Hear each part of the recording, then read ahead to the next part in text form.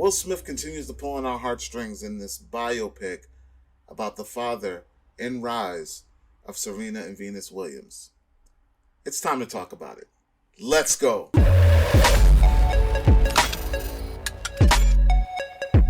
What's going on, everyone? Welcome to Klepcx FM, brought to you by CritiX.com, a place where we talk about movies, television, and pop culture. And if you're into that kind of thing, make sure you hit the subscribe key and that notification bell so you can be up to speed about everything that I talk about here. Now, ladies and gentlemen, I have had the opportunity to early screen the new Will Smith film titled King Richard.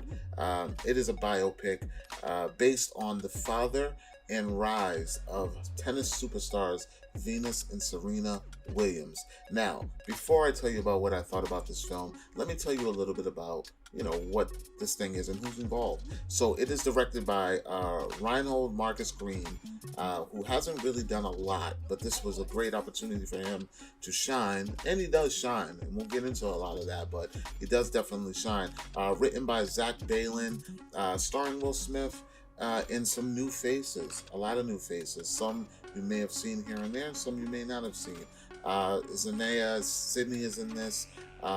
Demi Singleton, who I, for the life of me, could not find anything on this girl that remotely said she was related to John Singleton, the late John Singleton, rest in peace. So I don't know if she's related to him at all, but she's a new face. She's done a few things. She's on Godfather of Harlem. You guys might know her from there, but she's up and coming. She does a phenomenal job in this film. So, what did I think about King Richard? King Richard follows very tightly. If any of you guys have ever been following the careers of tennis players Venus and Serena, you will know that they come with a package. That package would be their father, Richard Williams. But the film is named after him, called King Richard. And he was quite the character. Very outspoken, very overprotective of his daughters, with good reason. Very in the media, more than others would like him to be. So this story follows their rise, pretty much from the age of maybe 9 or 10, maybe, and then to when they're 14.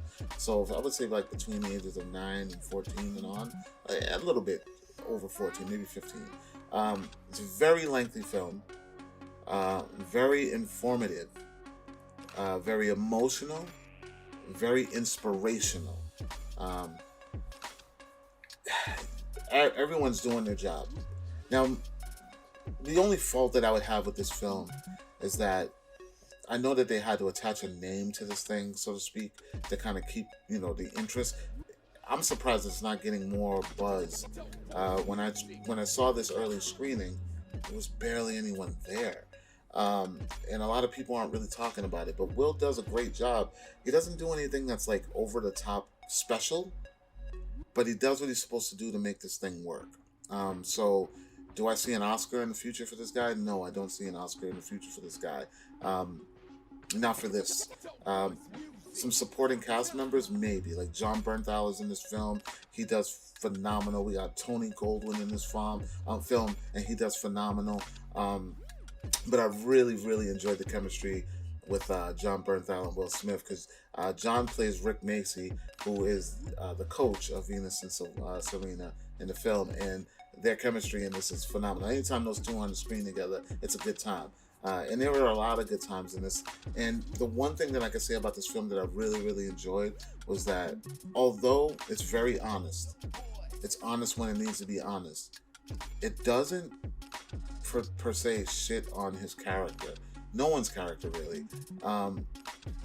It's kind of good to get a real biopic where I don't feel like they cover up anything controversial or anything, because there are moments where I'm watching this thing and I'm like, wow, from what I'm watching, this guy seems like he was like a solid dude. Like, I understand his motives as a parent.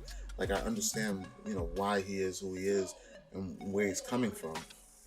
And then you're smacked with a twist that you kind of swallow well. You're like, okay, all right, no spoilers. I don't want to give you guys any spoilers, but the way it's told, you accept it, you take it in and then you move on. You keep going through the story. One of my gripes is that it could have been it's a very long. It's a very, very long movie. And if you don't care enough about watching something you already know happens, you'll be okay.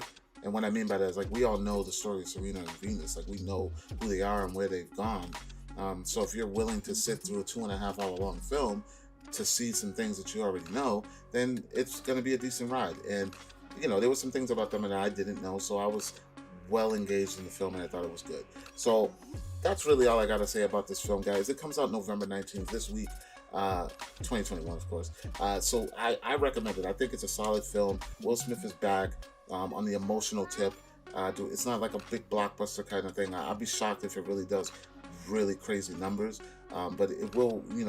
He has solidified himself as a dramatic actor, and I think he does a really good job. Although he does not look anything at all like King Richard, he does his job. He does what he's supposed to do, and all the key players around him do what they're supposed to do. So this makes it an overall good film for me. The acting is phenomenal. The girls are great. The casting of the girls are great. The sports in it are great. Director Reinhold, he did a great job telling this story.